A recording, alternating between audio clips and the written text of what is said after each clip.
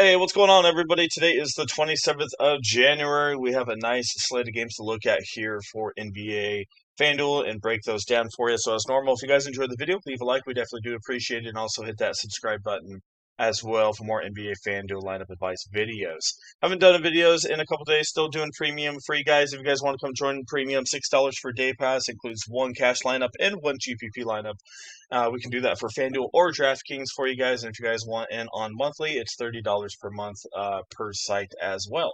If you guys want to get in, there's our Twitter right there. We will also have that in the comment section below. Just click that link in the comment section. It will take you right to our Twitter. Give us a follow, and that's important because sometimes if you don't follow us, it won't let you message us. So make sure to do that, and then, like I said, it'll give us a notification as well. And if you guys don't have Twitter, no worries. Like I said, we can get you guys all set up via email as well. The email will be down there in the comment section below. Just copy that, message us, and we can send the lineups to your email. So don't worry about not having a Twitter. So, yeah, with that all being said, let's go dive into today's slate. Today's slate's really interesting. There's some massive spreads on today's slate, so we'll get into it. All right, our first game we're going to go look at is the Portland Trailblazers taking on the Washington Wizards. We have a 232.5 and a 7.5 here by the Portland Trailblazers. So the biggest news here for Portland early on is Denny Avila. Is he going to play? Is he not going to play? Portland just gave an update on him this morning as of this video saying he's questionable, so that's cool. So we'll have to see if he goes through shoot around stuff like that. If Denny Avila does play in this game, I really do like Denny here. Portland's on a back-to-back. He did not play for the last couple games. I still expect him, if he plays here, to be fully back to like pretty normal minutes. I know he's been up and down a little bit here, but I still don't mind taking a shot with Denny Avila. Excuse me. But like I said, the Washington defense is just absolutely horrendous. So it's like it's hard not to go that way, especially with Portland being on the back-to-back, and the other guys are going to be a little bit more tired, and Avila might be a little bit more fresh. So keep an eye on him. He's going to want to be one of my top guys. If Denny is out again here, it is a back-to-back, like I said, for Portland. Another guy I want to check out here on a back-to-back. I'm surprised he wasn't added to the injury report. Is Drew Holiday? He did play the back-to-back, the first back-to-back here on the 22nd and the 23rd, and then literally just a couple days later is another back-to-back. So that's quite a bit coming back from an injury. But if he plays here on a back-to-back, probably expect around 23, 24 minutes. He's an okay option, but I don't really have a ton of him. If he's out or limited, Caleb Love is always a good play. Even if Portland, gets ahead a little bit, I could see them, resting their starters a little earlier than normal. So I wouldn't be surprised like Caleb Love, but he is not that cheap. For the most part, I really don't have anybody else here. Robert Williams is questionable. Duopre just got ruled out. And then we got Klingon as well. So Klingon's an all right spot, but I think if anyone, really Denny Avila is the guy I'm going to be looking at, and maybe a little bit of Klingon. On the Washington side here, Portland, like I said, not the greatest defense. You can definitely attack them as well. Let's go look at the Wizards real quick. So you got Bub Carrington, Trey Johnson. Look, Washington loves to shoot the three-pointer. That's what they do. I was watching the game last time out. And like I said, Drew Holiday being back does hurt Bub Carrington just a little bit, or whoever's going to be on him. Drew Holiday is going to be on, so it's going to either be Bub or Trey. So probably going to be Bub though. But overall, as you can see, Portland struggles a little bit against point guards and shooting guards in the 3-point category, especially shooting guards. So guys, like I said, Trey Johnson's in a half decent spot. Bub is worth a look, but I'd rather look at Trey. If Trey's not starting, that slightly changes things as well. We'll have to see what's going on because Koulibaly's back in Middleton's game time decision. So if it shoots Trey back to the bench, he's still in an okay spot, but he's more limited on his upside. Keyshawn George, an okay GPP option. But like I said, Washington's getting slightly healthy, so I don't want a ton of exposure. But if anyone's going to be probably Trey Johnson down there at 53. Star's in an okay spot as well, but another guy, like I said, could be worth a look is Koulibaly. He's missed a couple games, so they may ease him back in here, but I can still see him getting you to 27 and 28 fantasy points with some GPPs. All right, and then we're going to move a little bit quicker on these games. I went in the Portland game because it's an actually half-decent game. and that's saying a lot with a 7.5 spread. Sacramento and New York. This is where we get into the trash. 231.5 and 13.5 here in this one. So New York, this is a front end of a back to back. I'm pretty sure. Let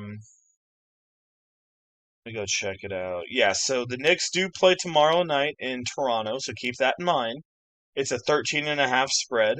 So, with that being, with that being said, if they get up early, they're probably going to rest a lot of their dudes in the third quarter because it's a back to back. It's the front end of it, and we're kind of in that middle of the season where dudes are getting tired. If you do want to play anyone from this New York side, I mean Brunson's an okay option.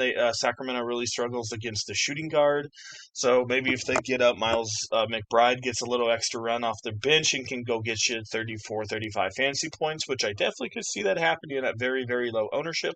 So keep an eye on him. Everybody else here is just here. Towns, Brunson, they're okay plays, but with a 13.5 spread, I'm not really interested. So, McBride for me. Sacramento, I don't have a ton. New York does struggle against shooting guards as well. So you got Zach LaVine and Monk. They both went through shoot around, so I expect them to play here. So maybe you could take a GPP shot with Monk or Dennis Schroeder, one of the shooting guards. Maybe they have an okay night here and do something for you. I mean, Monk's pretty cheap to take a shot with at probably 1% ownership. So keep an eye on him. Um, Moving on to Milwaukee and Philadelphia, another one of those games where it should be a blowout, 219, 10.5. This is a back-to-back for Philadelphia, but Joel Embiid and Paul George did not play yesterday, so they are kind of healthy in this one.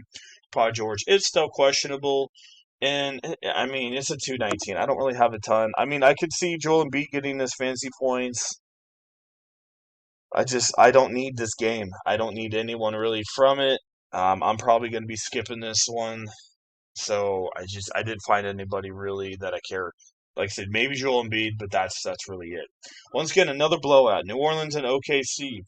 A 234 and a 13.5. OKC does not play tomorrow, so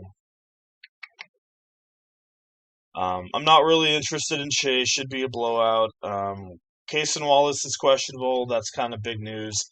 If Cason Wallace is out, that gives more run for Isaiah Joe at 3,900.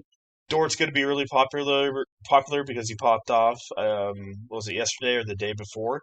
So he's going to be, yeah, he's going to be popular for sure. But I don't mind looking at guys like Isaiah Joe with a GPP pivot off a popular Dort. Small forward position. I don't mind looking at Aaron Wiggins at only $5,000. He's pretty cheap. A guy that can kind of get it done everywhere. Um, that's mostly what we're looking at. You can look at Kendrick Williams, but also New Orleans is actually pretty good against power forwards. So I could see this slightly as a trap play, so keep that one in mind. But he's only 41, but still not too interested in that one. And that's mostly what we got going on there. I'm going to speed through a little bit quicker. Brooklyn and Phoenix in this one. 210, 8.5. Once again, just a gross game. 210 total. Brooklyn's offense has been absolutely horrendous. Michael Porter's getting tired of being there. Um, Minutes are kind of going all over the place with these blowouts, so I'm not really on to the Brooklyn side.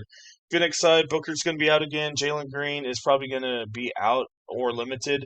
So don't mind looking at guys like Allen, Gillespie, Dylan Brooks. Yeah, they're a little expensive, but for good reason. I think they're worth a play even if this game's slightly low. So if I had to pick, I mean, one of these shooters got to be half decent. Gillespie, like I said, he's an assist guy, so I mean, Dylan Brooks, Gillespie, really like both of them. Allen's more expensive, but I can see him popping off. Royce O'Neal's in a good spot as well, and he can go back to his taking on his old team in Brooklyn.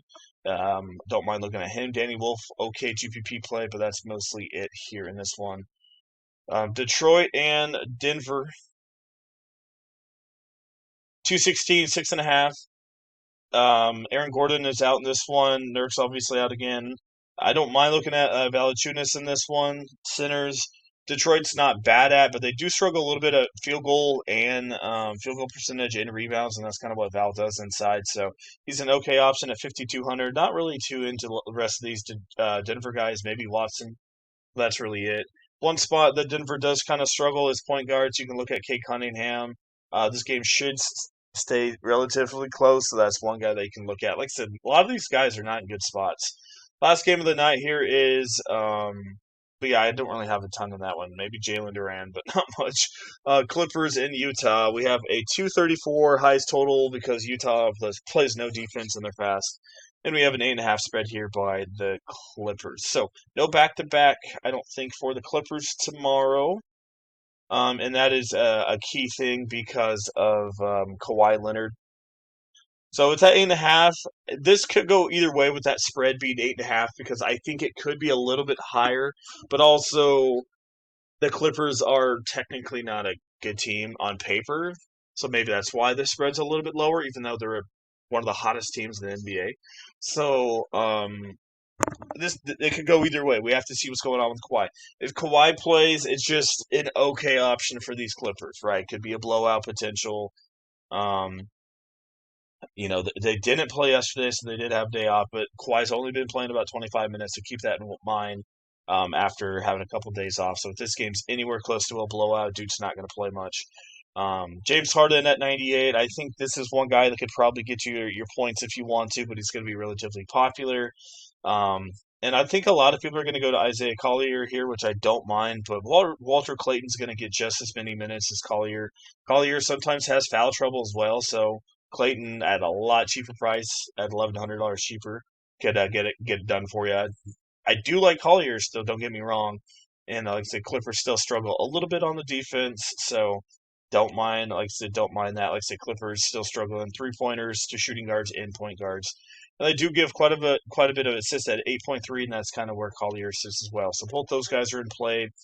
Bailey and Sensabaugh are okay options. I'd rather have the point guards in this one. Markkanen questionable. We'll see if he plays. Nurk is doubtful in this one. So Kyle Kopowski could get the start here. He's kind of been all over the place even when he starts, but at 5,900, he can still get you 27 to 30 in this one as a popular option. If Kevin Love starts, and only if he starts, which we won't find out, but if he starts, then he's a good option at 3,800 if Markkanen and Nurk are both officially out. So, all right, ladies and gentlemen, hopefully you guys enjoyed the video. If you did, as normal, leave a like. It definitely goes a long ways. And if you guys have any more questions or I didn't answer some of your stuff, you guys could always message me on Twitter or email, and I can help you guys out with your lineups and stuff for free if you want to do that. Send me a lineup. Hey, what do you think of this lineup? And I'll definitely help you out if it's cash game or a GPP, and we can definitely go through it. So I'm here to help you guys. So message us on Twitter or email as well if you guys want some advice on your guys' lineups.